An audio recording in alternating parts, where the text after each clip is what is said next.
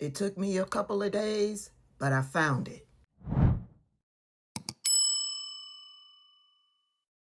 Y'all remember the other day we were talking about Usha Vance because of that photograph that came out of J.D. Vance all hugged up with Erica Kirk?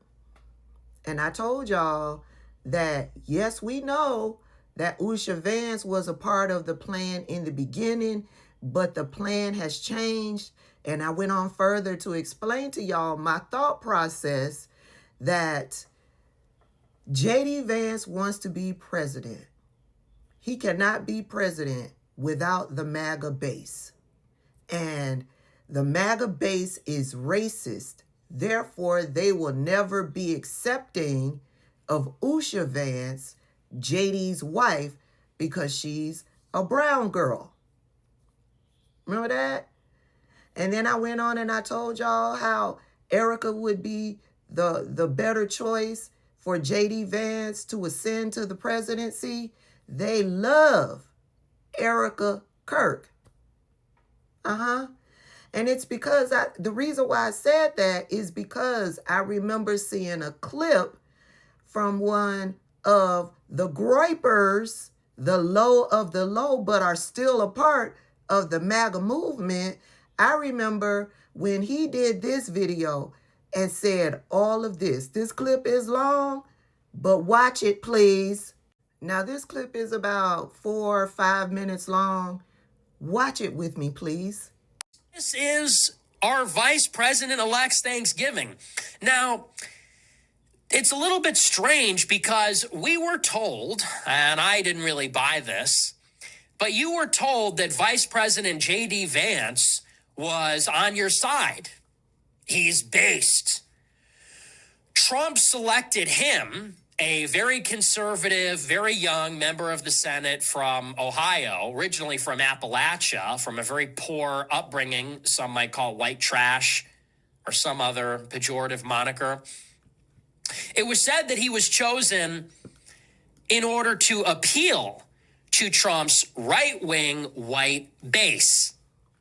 And we were also told that by virtue of the fact that J.D. Vance was influenced by so-called neo-reactionary thinkers like Curtis Yarvin, among others, Rene Girard, Peter Thiel, that J.D. Vance was more sophisticated or internet literate or more right-wing than other people in the GOP.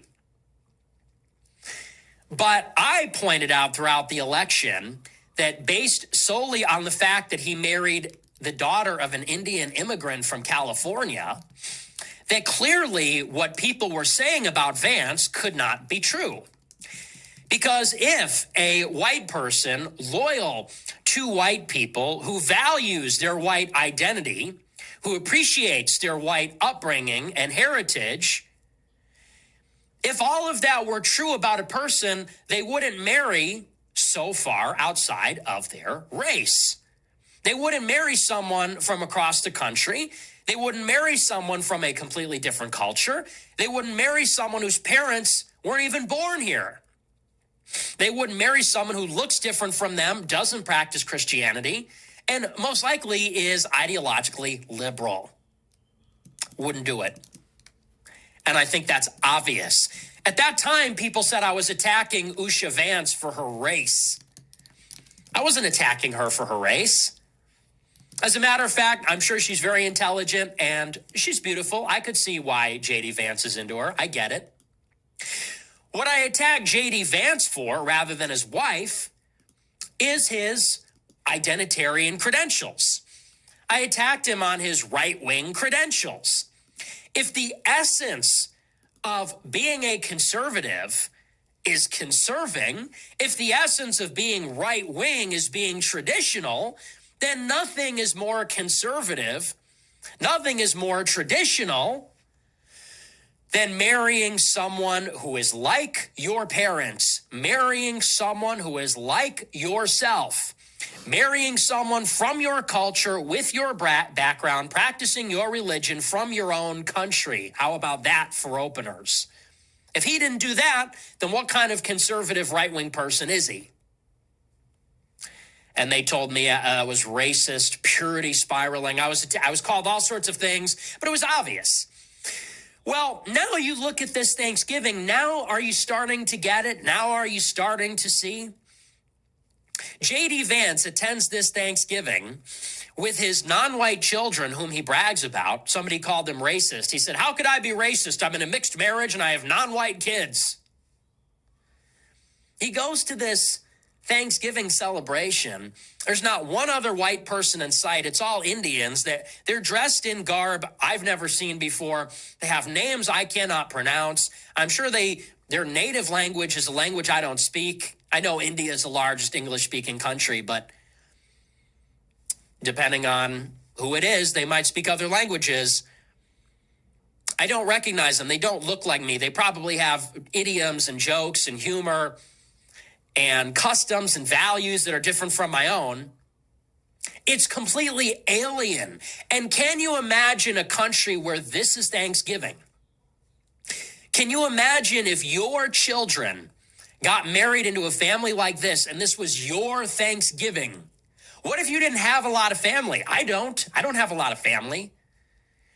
And what if your spouse or your children had a background like this? Your children got married into a family like this, or you married into a family like this, and this was your Thanksgiving every year. This was your Thanksgiving. This was your Christmas Eve. Maybe there isn't even a Christmas. There's certainly, if there is, there's no Mass.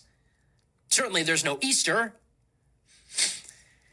Imagine if these are your holidays, these are your people, this is your community.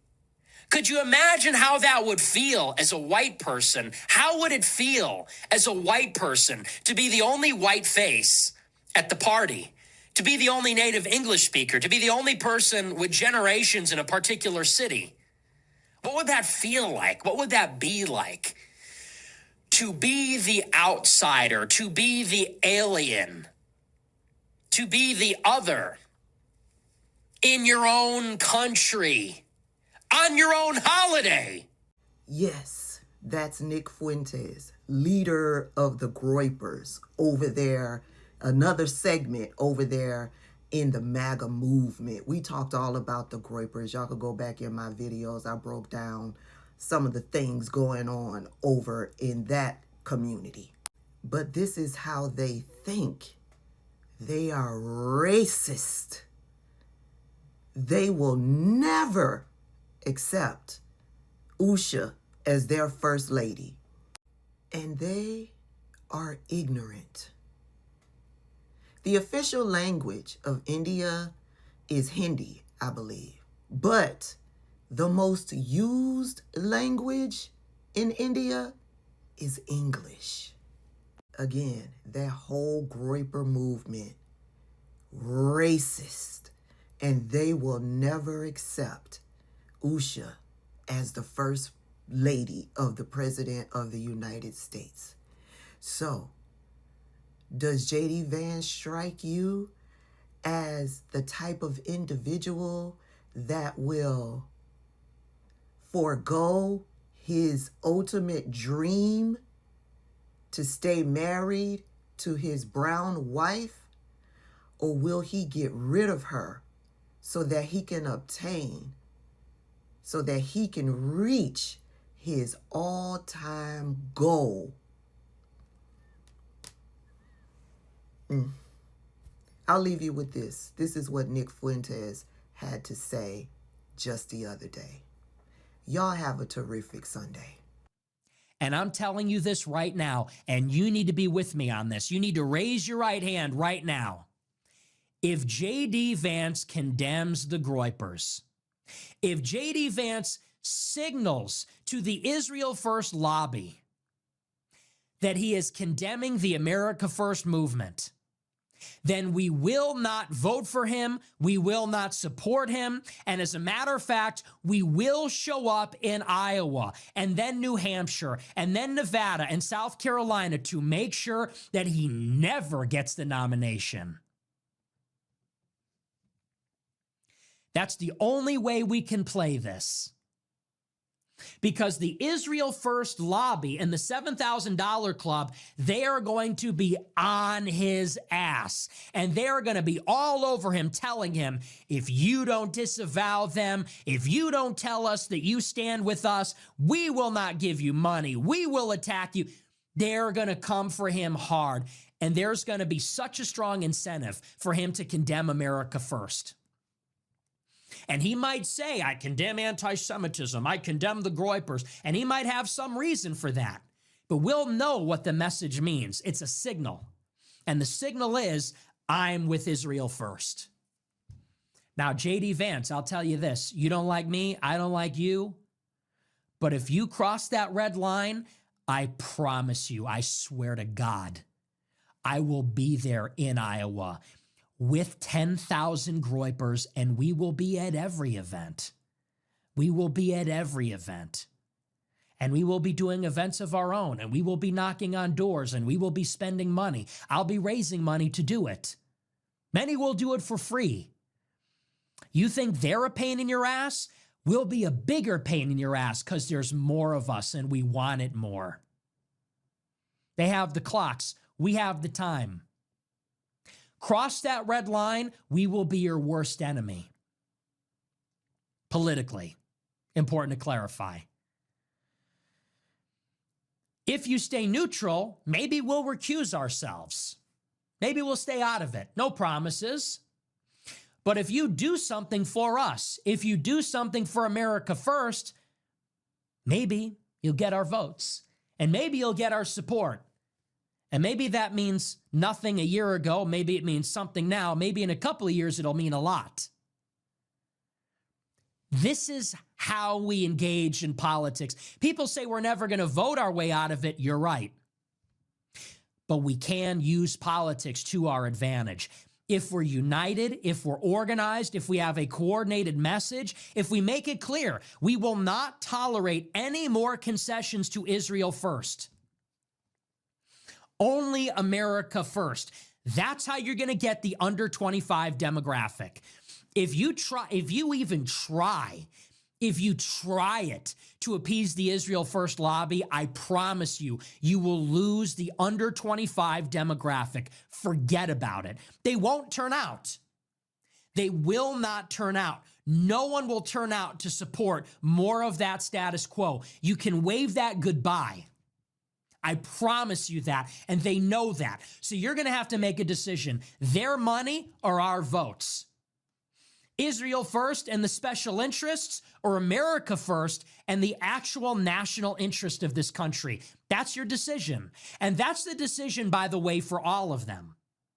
Any prospective candidate, all the think tanks, all the congressmen, that's your choice. But we have to focus our efforts on the presidential primary in 2028.